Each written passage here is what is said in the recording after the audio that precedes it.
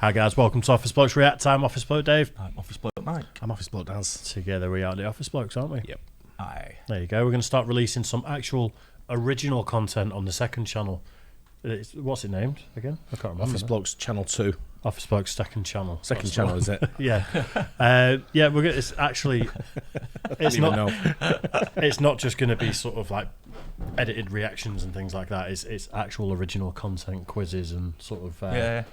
guess the British slang sort of things, and it's going to be good. So all sorts on it. Yeah, head over there and subscribe, and very soon, in the next few weeks, you'll get some original content. So there you go. Right. Good. Terrific. Right then, could a Marine platoon beat a Roman legion?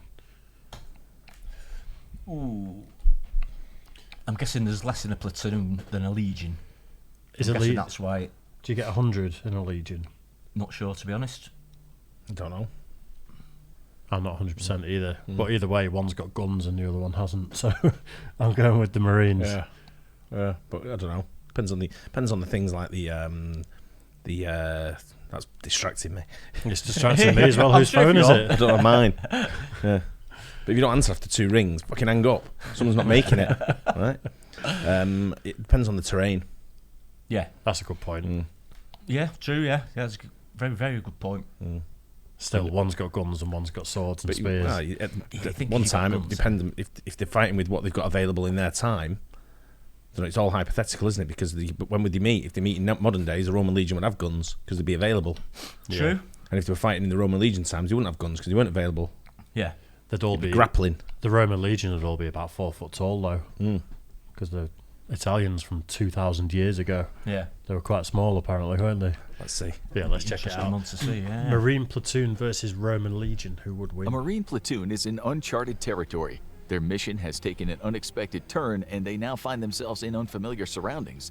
It's not clear where they are, but as they'll soon find out, it's not a question of where, it's a question of when.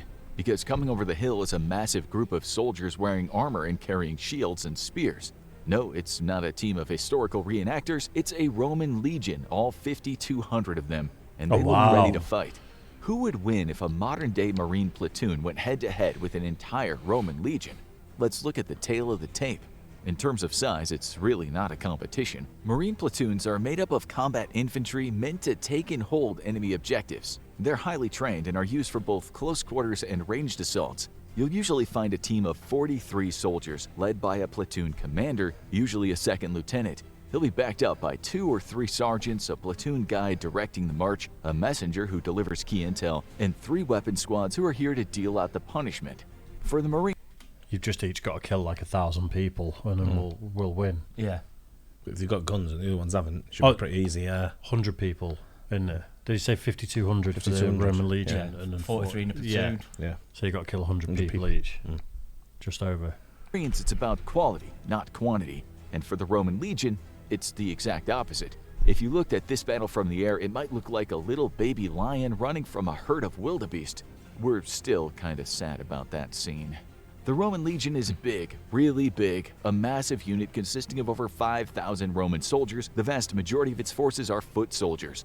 They're backed up by several hundred cavalry soldiers who generally ride on horseback. During the latter days of the Roman Empire, it was common for them to be backed up by several hundred auxilia soldiers, often foreign mercenaries who joined the legion for pay. The primary goal of this army was to create an impression of overwhelming force, occupying regions and fending off invading armies. In those days, Rome could win many battles with sheer force of numbers, but times have changed. So in numbers, the Marines are outmatched. But it's not all about the numbers, because in terms of arms, 2,000 years can change a lot. The Roman legion was well armed for their day, but their weapons were largely meant for close-range fighting. They would typically carry a dagger on their body called a pugio that was meant for close-quarters combat. A longer iron sword was usually their primary weapon, varying in length. In terms of longer-range weapons, the primary one was a spear. This sharp-tipped tool could be used for thrusting against enemy forces, or thrown in a pinch if you had good aim, that is. Of course, then you had to get it back. As for ranged weapons, the options were limited. Some soldiers carried sharp-tipped lead-weighted darts called plumbate, but those were only used later in the Roman Empire's history. The more common tool was a basic mechanical crossbow, which could fire arrows in rapid succession and cut down enemy soldiers before they got too close.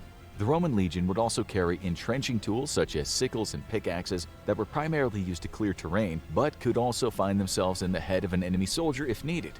Offensive weapons were pretty basic, and so were defensive options. While not all troops wore armor, the high-level soldiers would often wear metal torso armor and helmets. This protected them from sudden attacks, but the armor often had weak points and wasn't foolproof. Still, against an army with similar equipment, it was better than nothing.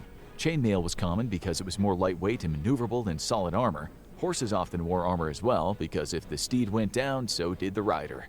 But while the armor was advanced for its day, it became weaker due to cost-cutting and corruption in the later days of the Empire. The Marines do not suffer such shortfalls. What the Marines lack in numbers, they make up for in firepower. In a big way. Every member of the 43 Marines will usually be equipped with an M27 infantry automatic rifle, the basic weapon of the Corps, holding 30 rounds at a time. Be interesting to hear from anyone who's a military guy or an ex-military guy in the comments. I don't really know this because I've got a couple of military friends, but I've never embarked on any kind of military adventure as such. But I'd imagine troops from like the USA, UK, the Western world, let's say.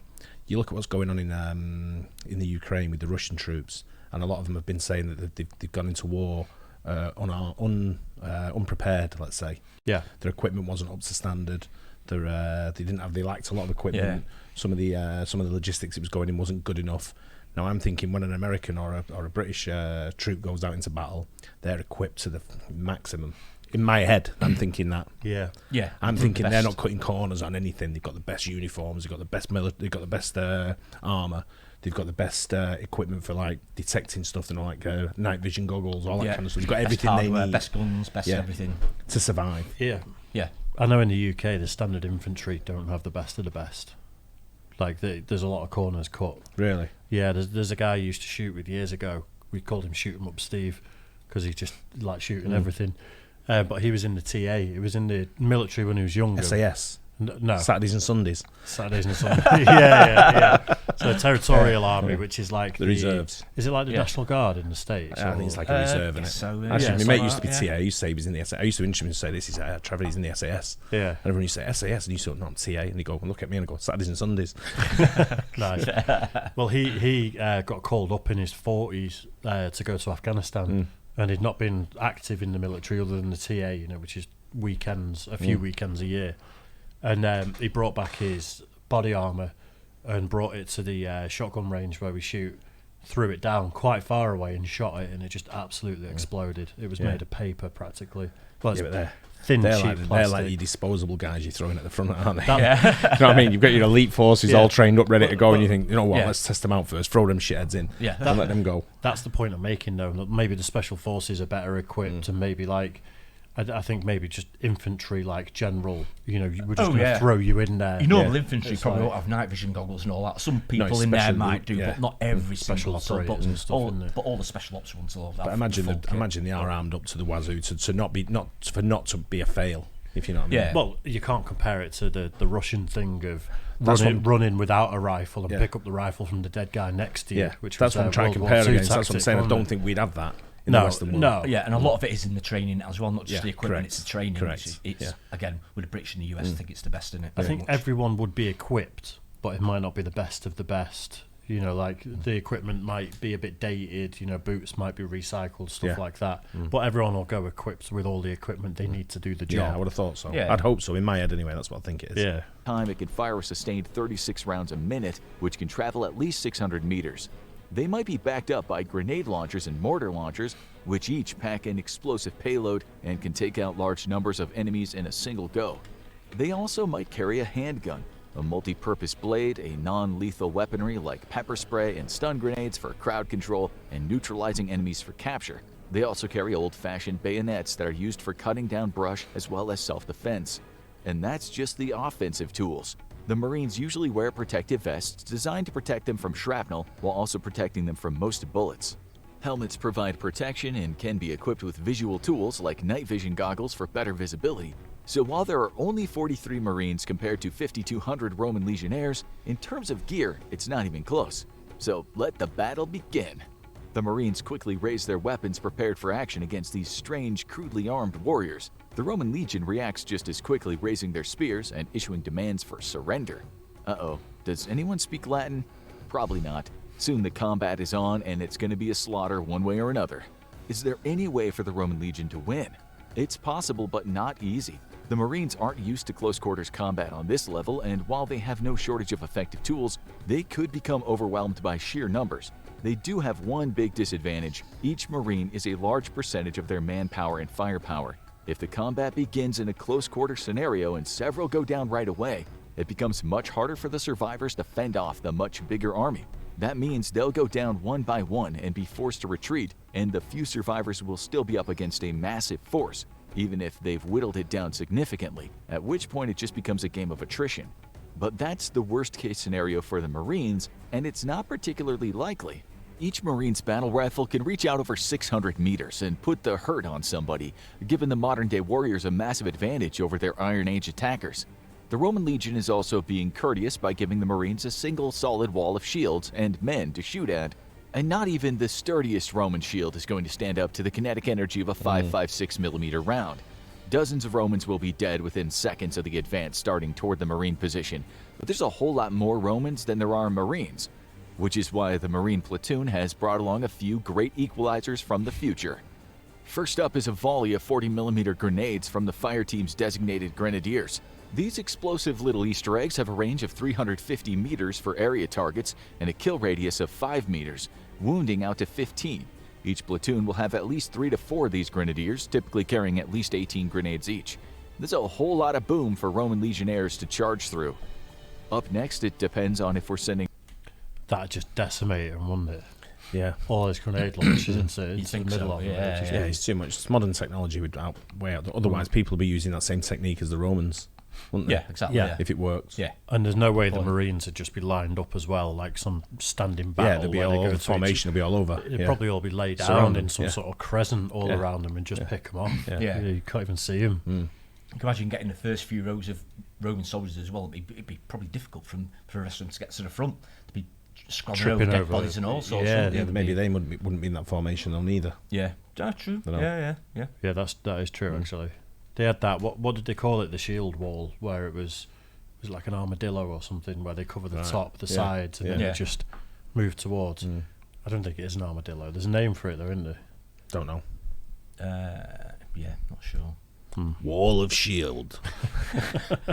A new Marine platoon back in time to fight the Romans, or a more classic formation.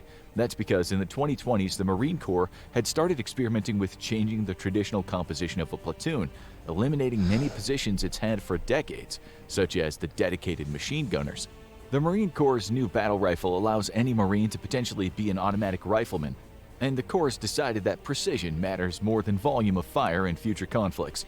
Only time will tell if this is right. However, let's go with a traditional platoon formation, as the Corps has operated with it for years.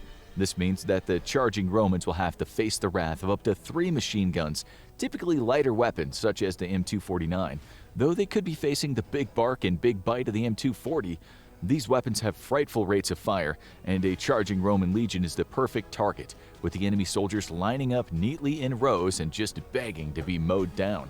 With ranges in the hundreds of yards, Romans are going to be dying by the dozens before they've made any significant progress.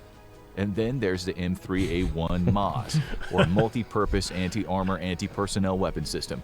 At least one rifleman in the platoon will be carrying this bad boy, along with a small supply of rockets.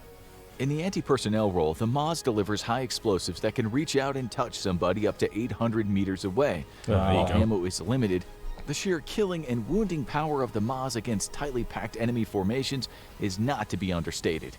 Unless the Romans are suicidally one-track minded about getting to the Marines, we're going to be seeing a lot of braking and running within the first 2 minutes of being on the wrong end of a modern American Marine platoon's firepower. But our Marine platoon just happens to bring another gift back in time with them, an attached mortars section. Typically, mortars are attached as their own independent platoon, but this time, an entire mortar section got sucked back in time with our Marines to give ancient Rome a taste of modern American firepower. Armed with M252 mortars, the high explosive rounds fired can have a kill radius of up to 115 feet. Exploding inside a densely packed Roman formation, a few rounds from each mortar will be enough to seriously level the playing field. Because, after all, the Romans have the decisive numbers advantage here. But the Romans had more tricks than you might expect. Roman infantry was usually deployed in 3 ranks to provide backup in the event the first line was overwhelmed and to surprise an enemy with overwhelming force if they got the advantage. Their weaponry might have been basic, but their tactics definitely were not. The generals developed complex battle plans that made it easy to confuse and ambush the enemy. The first flank would often start by throwing their javelins, hoping to throw the enemy into chaos and take out some important figures before they were able to respond. So the Marines might wind up facing multiple waves of Roman attackers. How would that go? Well, it all depends on one question.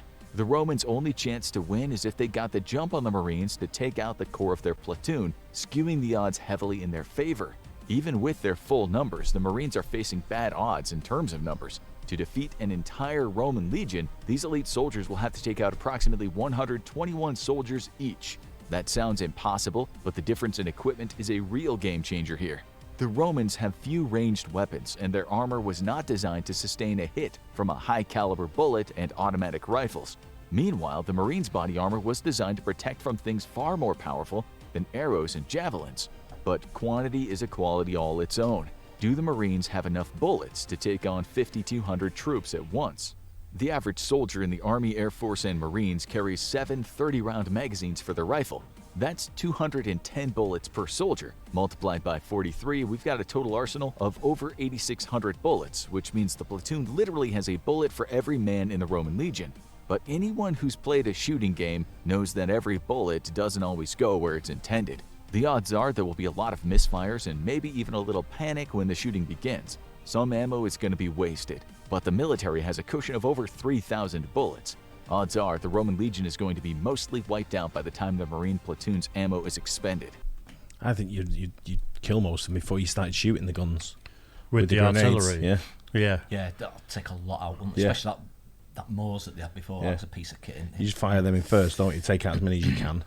And then as they advance, then you have a couple of shots. Yeah. Then another one. And then when the next row comes up, straight into them. Realistically, if that was a proper war, I think helicopters and planes and. But again, the rest of the Roman legion would be thinking, nah. Yeah, exactly. And they'd be out of You're there. the next. Imagine you used to arrows with spears and stuff like that, and then you start explosions. It'd be like terrifying, wouldn't it? Yeah. It'd be like an Apache helicopter 2 miles away, just go above the horizon and come back down, and everyone would just blow up. Exactly. But close only counts in horseshoes and hand grenades. Let's say that these Marines aren't quite on their game today. After all, traveling in time to fight an ancient army can be stressful. So they're out of ammo for their M27s, and they've only wiped out about 90% of the Roman legion. Now there are around 500 pissed-off Romans coming to avenge their countrymen, and the battlefield got a lot more even. The Marines do carry pistols as well, the Sig Sauer M17, and this gives them several hundred new shots against their enemy. However, these guns aren't quite as high-powered and cannot be used at long ranges, so odds are they won't do quite as much damage. Still, Marines could be able to take out several hundred more legionnaires as they approach, although they may start taking some losses of their own from flying arrows and javelins at close range. We're close to the end now, but can the Marines finish the job? The final battle might come down to close-range combat, as the out-of-ammo Marines fall back on their non-lethal weaponry and blades to eliminate the small remaining group of Roman legion soldiers. One by one, this would be an even match, and the Romans may even have the edge. After all, they're used to fighting with swords and other blades, while the Marines primarily fight with ranged weapons. But there's one factor that will shift the tide: the Marines' tear gas supply. The Marines slip on their protective eyewear, throw a few grenades, and the Romans suddenly find themselves covered in painful gas that makes it nearly impossible to see. And that's when the Marines come and finish the job in a way the Romans are all too familiar with: a bayonet in hand. In the end, the Roman legion is a powerful fighting force that gave the Marines a tough fight, but no matter the numbers advantage, they simply don't have an answer for the superior firepower and multiple combat tactics of a U.S. Marine platoon. Semper Fidelis. Want to know more about this ancient... Yeah, that's a good video. Very good. Yeah. Hypothetical, obviously, but it's. I think if you talk about modern technology like that, it's always going to trump over the old school methods, isn't it? Of course, it's otherwise people were using it. Like I said before, that's why they use it now, isn't it? New technology, because it's just better. It'd have to be guerrilla warfare from the Roman legion. It'd have to be, rather than stand on a battlefield. If you've got 5,000 guys coming from all angles, it'd be a little night time, not letting him sleep. They could sustain the battle over weeks if they wanted. And just pick people off. But if it was a battle like that, it'd be horrific, wouldn't it? It'd be a mess. I don't even think the platoons would lose one life.